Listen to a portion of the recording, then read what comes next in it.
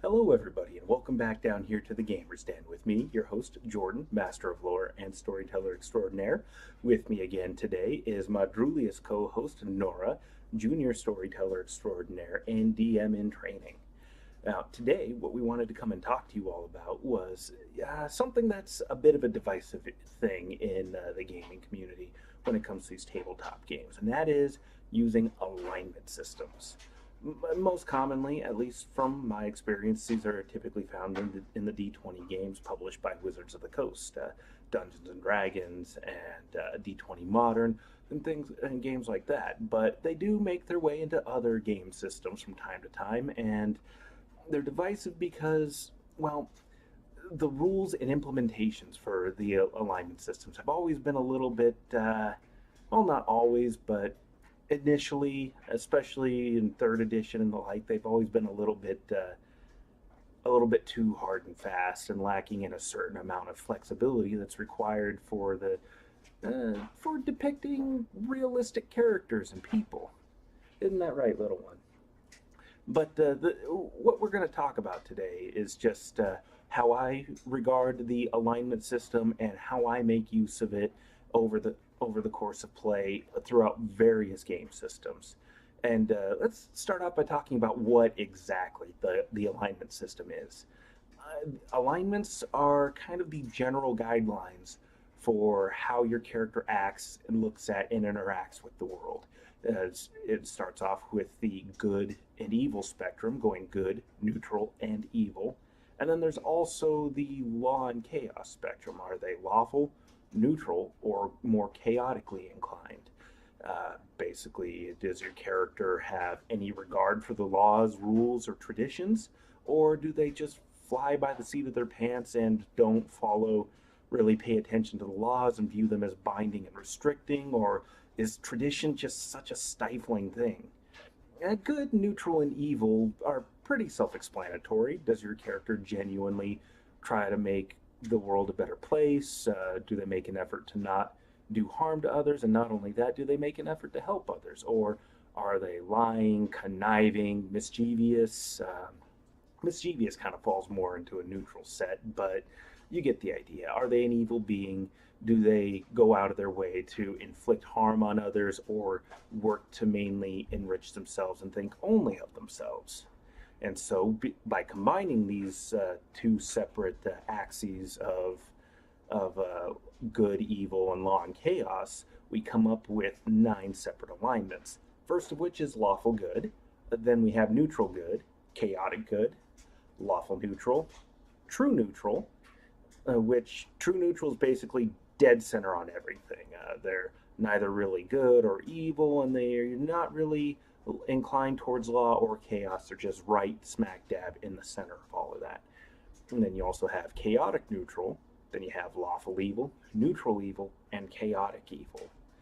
And with these alignments, these 9 separate alignments, you have certain very, very broad outlooks on the world and how the players, their characters, and and the various NPCs in the game look at and interact with the world. And that's fine in and of itself. I like it from a storytelling perspective because it's, like I said, it's a general guideline, a rough outline for how a character will conduct themselves, whether that's an NPC or a player character. And the thing of it was, at least in third edition, this is where I got most of my experience with a lot of the big issues regarding alignment, was the rules around it were really harsh. If your character started behaving a particular way, say they started off as chaotic good, somebody that generally tries to do good in the world but views the law as something stifling or even a tool that can be used to oppress people. Say this chaotic good character starts behaving a bit more amoral. They still do a little bit of good to help people, but they are, say they turn to thieving, and there's like your classic Robin Hood character, rob from the rich to give to the poor.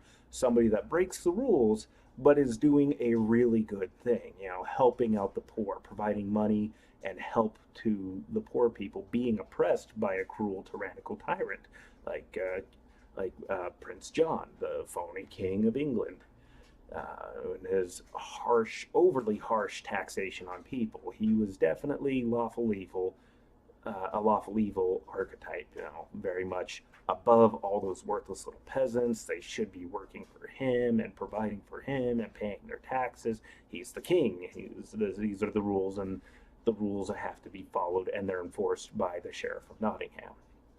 Anyways, say you take this Robin Hood-esque sort of character, and, well, they're still doing some good. He's still robbing from the rich and giving to the poor, but then he starts kind of keeping a bit more for himself because he's doing all this hard work. He should take care of himself. And it gets to be more and more of a habit where this character is used to this comfortable lifestyle, and they're keeping some of the extra coin. Sure, they're helping others from time to time, but that's certainly a bit more of a self-serving interest. The needs of others are starting to become not secondary, but at least maybe even secondary to their own self-interests. And that character would make a switch over from being chaotic good to chaotic neutral. Now, the thing is, in the old 3rd edition rules, making an alignment switch like that would cost your character experience points, and that's kind of a big penalty and sets you far behind the rest of the players if you're making that kind of an alignment switch. And some DMs would strip characters of levels for it. To top this off, character classes like Paladin, they specifically had to be lawful good. They were in the service to a lawfully good-oriented deity, a god of righteousness and law.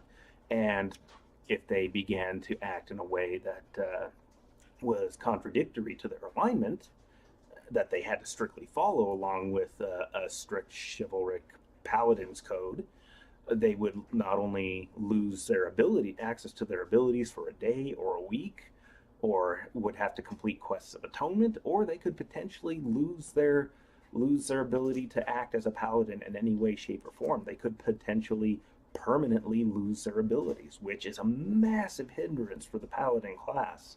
It'd be a hindrance for a lot of classes, but in particular, it hits the paladin really hard since, any character class depends on their class abilities, but the paladin has some really good stuff going for him in the 3rd edition.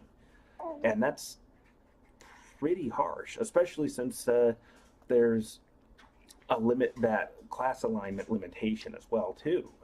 Not only the class alignment, but also the paladin's code that they have to follow. It fit a certain archetype, it fit a certain play style, and it made sense for somebody that is a paladin, but it left no room for any exemplars or adherence to other faiths. There were no other faith-oriented warrior types. For other religions, for other belief systems, and from a certain standpoint, that didn't really make a whole lot of sense. The only other option was to play a blackguard, which in the 3rd edition rule set was a prestige class, and it was also evil. Usually lawful evil, neutral evil, or chaotic. Chaotic evil, I think. A blackguard was basically just it's also called an anti-paladin. It's the exact opposite. Instead of being a righteous, lawfully oriented crusader of good, they were just ruthless, horrific butchers that consorted with devils or demons. And those were the only two options. Such huge polar opposites, and one of them was a prestige class that took time to work up into to begin with.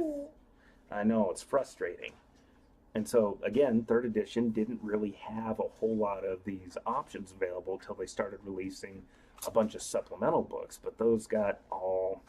I never enjoyed the classes that they pumped out. It wasn't until 5th edition that they basically just opened up the Paladin class to any alignment, which was fantastic. All that's really required to be a paladin warrior, this warrior of faith or in service to a higher deity, a higher power, is to just have that faith so deeply instilled within their hearts, their minds, and souls, and just take up that martial tradition.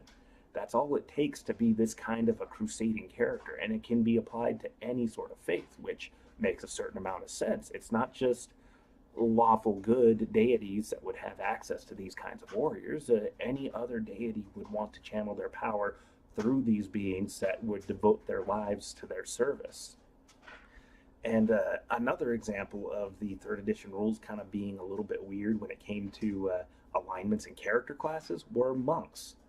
Monks had to be lawful characters. If I remember right, they had to be, I want to say lawful neutral. I think it was just lawfully oriented. They just had to be lawful good, lawful neutral, or lawful evil, which is a little bit more flexible than the paladin, but again, it doesn't make sense. It's far too restrictive. It limits the different kinds of characters that you can create. And besides, who says that martial arts oriented characters have to be lawful? It doesn't. Discipline is not restricted to just somebody of a lawful tradition oriented mindset.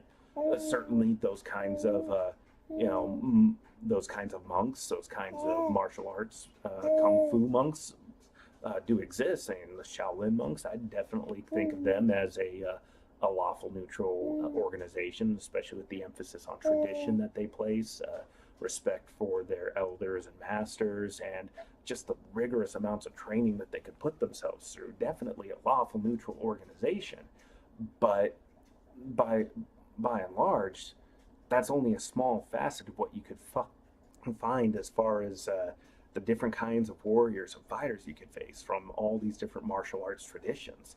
I mean, think about drunken boxing. Drunken boxing is more of an art than a martial system, but for the intents and purposes of a game or even movies, it works out fine. And that doesn't strike me as something that would be a lawfully minded mindset. A martial artist that gets just drunk off their ass and beats the crap out of people wholesale. I'm sorry, I shouldn't have sworn, but it's okay. This one time, just this one time. Surprise and look that she gave me. I gave the camera. But somebody that gets that drunk and just beats the snot out of people in public spaces definitely is not something that's quite so lawfully oriented, or at least it doesn't seem to my mind fit a lawful mindset. That's right, you tell them. So again, it's something that's just wasn't all that flexible, and that comes to where how I feel about the alignment systems. Used incorrectly, yes, they are awful. They really limit and kill creativity. But if you've been watching this show, this series, you know how I feel about the rules already. They provide a nice framework, but the minute they don't fit what I'm going for, if they get in the way of telling a good story, I kind of just push them to the side a little bit. Again, they're just guidelines, and if something makes for a better story or a cool moment, then I'm going to go with the better story and cool moments. And it's the same thing with the alignment systems. They're just a general guideline, a general outlook. There shouldn't be something so harsh and restrictive, whatever the game system you're playing. If you're playing a character who is, this iron hard, a character of faith that just has this firmly rooted burning within their hearts and minds, then yeah, they would probably stick pretty strictly to this ideal, to this alignment, to this way of conducting themselves, and they've probably sworn untold numbers of oaths regarding these things, and it's strive further and harder to really achieve and embody this ideal that their deity has set for them and has commanded from them. But again, when it comes to story, what happens when that character's faith is shaken? What happens when it's tested and they're found wanting a little bit? Yeah, they might lose out on a little bit, but it shouldn't be. It should be something that it shows character development and character growth. I mean, do they come back to their faith and end up finding it again and reforge themselves even stronger and better before? Or do they end up losing themselves, and what does that descent look like?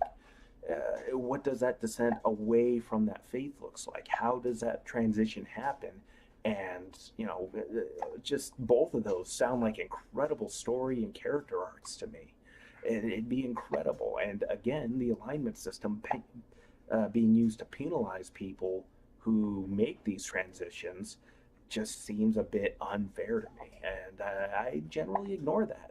Certainly, when I started running campaigns in the third edition and 3.5 versions of the Dungeons and Dragons system, I ignored that, especially for monks. And if players wanted to play some sort of paladin-oriented character, but say for a chaotic neutral deity like Oladamara, the Laughing God, the God of Thieves, well then, hell, why not? We just kind of have to retool the abilities a little bit, but it makes sense that Oladamara might have that kind of a character. That character, the class itself might have to be adjusted a little bit more since he's more of a God of Thieves, but it still works. It's still fine, and Oladamara has clerics and healers in his service, so why not a paladin-oriented character? But again, like I said, it's a guideline. It's just a generalization, a very, very broad outlook on the character type, character outlook, and it's not something that's, in my mind, supposed to be meant to be such a hard rule set. It's something that's flexible and malleable, and certainly, even when you're looking at these alignments and interpreting them, you can have a broad range of characters that exist within those alignments. And let's take lawful evil for example. There's so many ways that you can interpret lawful evil other than just a tyrannical king who uses the rules to his own benefit. You can even make let's take the sheriff of Nottingham. The sheriff of Nottingham certainly is a bit of a tyrannical figure too, but he certainly uses the laws for his own benefit in much of the depictions we've seen him in.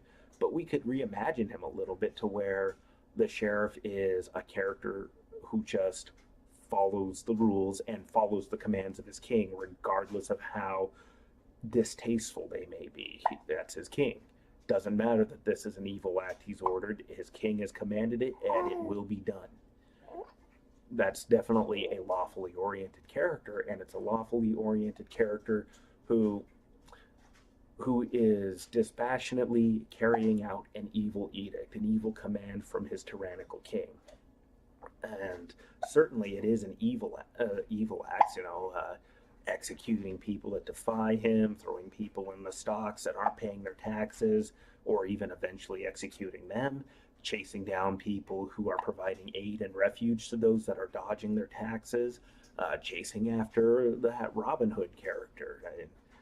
This is a character who is flagrantly breaking the law and defying his king. Yes, he's turning over so much of his ill-gotten gains to people, but that just makes them guilty and complicit as well. They're taking stolen money and stolen goods that rightfully belong to his king.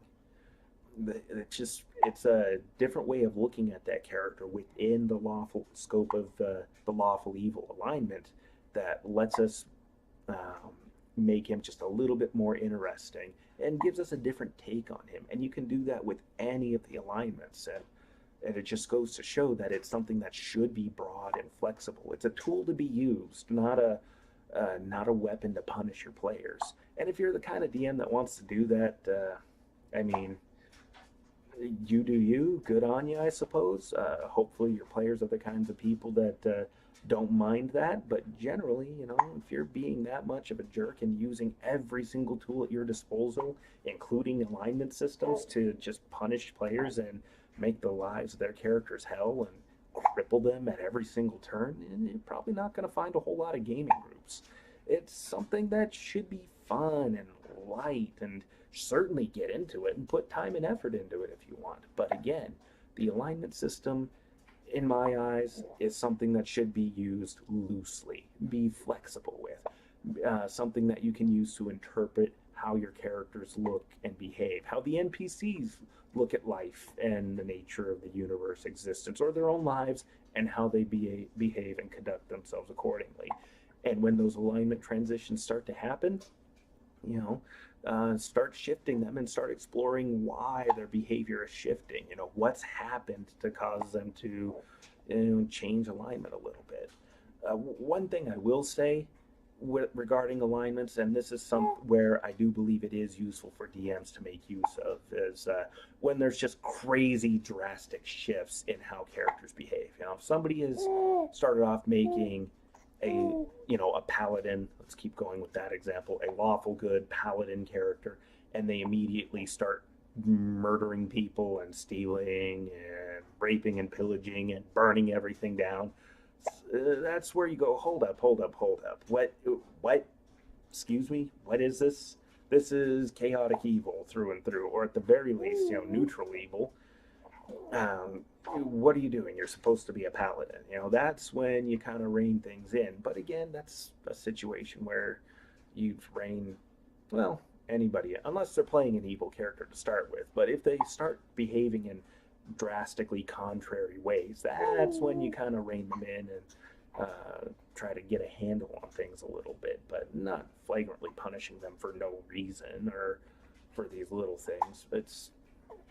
It's an example of there should be some character growth. There should be some transitioning to it. Like they go from being lawful good to maybe a little bit neutral good. They're not they've seen holes in the law, and they've seen how NPCs are exploiting the law to their own benefit, and there's not much they can do about it other than maybe start ignoring the law a little bit themselves. And then it goes a step further and they become chaotic good. Character growth doesn't very rarely jumps from good to being outright friggin' insane evil in an instant. It's usually a transition of things. It's usually a series of events that leads people to changing their outlook and how they behave. It's very rarely just that snap decision of an instant. I mean, take a look at the Joker, from The Killing Joke, when he starts talking about his past and everything. Was just a comedian who was trying to make people laugh. He'd left his job as a lab tech at a chemical plant, and his wife was pregnant. They were behind on bills. There was an accident at home, and his wife dies. He's approached by the mob to pull a job, working their way through the chemical plant. They ditch him and pin the crime on him, and he ends up falling into a vat of acid. And the transformation happens as a series of events. And after that series of events, after he's so horribly disfigured by his quick dip in the chemical vat, that's when he snaps. There's a lot of different major things and little things that cropped up, and everything just added up to just a mental breakdown. And this character's view on life just radically shifted. That's how alignment shifts should happen. It should be a progression of a story arc, not just some snap decision, some wild hair that the character had. It's a growth. It's a story. It always comes back down to, is it a good story? I had one particular instance where this character is being played by this younger member of our group. He's a half-orc mercenary, and he was helping an undead character torture an NPC for information. And I told him in that moment right there, said, you're really not neutral evil. This isn't the first time you've done something like this. You're being paid to do this, yes, but this is a very evil act. You are watching this undead character skin this NPC, and then you're shoving a health potion in his throat, down his throat, and making him heal in order to stay alive and stay conscious throughout the torture. That's pretty screwed up, man. You're lawful evil. He goes, no, I'm lawful neutral. I'm lawful neutral because I'm honoring my contract. Yes, you're honoring your contract, but you're still committing a really atrocious act, and this is not the first evil-oriented thing you've done. I've seen you do very, very little good. Your character has made the transition to evil now. You're still lawful, and you can still be a mercenary, and you don't have to feel like you're you're an awful person. Evil people rarely think of themselves as being awful. You're a person that's telling yourself this is just a job. I'm just doing what I'm being paid to do, nothing more, nothing less. You know, he's turning a blind eye to the fact that what he's doing is evil. He's just doing a job. And there was a moment where you had to kind of argue and debate with the player a little bit, but we kept it short and sweet and then told him, hey, there's nothing saying that you can't transition back to being a more neutral character, but if you're going to do that, you kind of have to start doing a few good things here. But that's just one example out of many, many situations. Oh, and I should also mention, we were playing Pathfinder. Even if we were playing 3rd edition, I wouldn't have stripped him of any experience. There was no level or ability loss involved with any of that either. Just a slight shift based on his character's behavior. And it was just something I mentioned because this particular player kept banging on about the fact that he was lawful neutral, but he kept doing all these evil things. And I told him a couple of times before, hey, you know, you're not behaving in a lawful neutral fashion. You're just doing a lot of evil stuff and not really paying attention to doing the good things. But anyways, like I said, that's just one example out of many. My little co-host here and I appreciate you taking the time to watch these videos. If you like that video, please give us a like, and if you've been enjoying the series so far, why not subscribe to us? And go ahead and when you do subscribe, just click that bell icon there. That way you get notified the next time I load up a video here to the channel. We have been your hosts for the evening. I've been Jordan, your master of lore and storyteller extraordinaire. This has been Nora, my Drulius co-host, junior DM in training, and storyteller learner, storyteller initiate. You all have yourselves a good night now.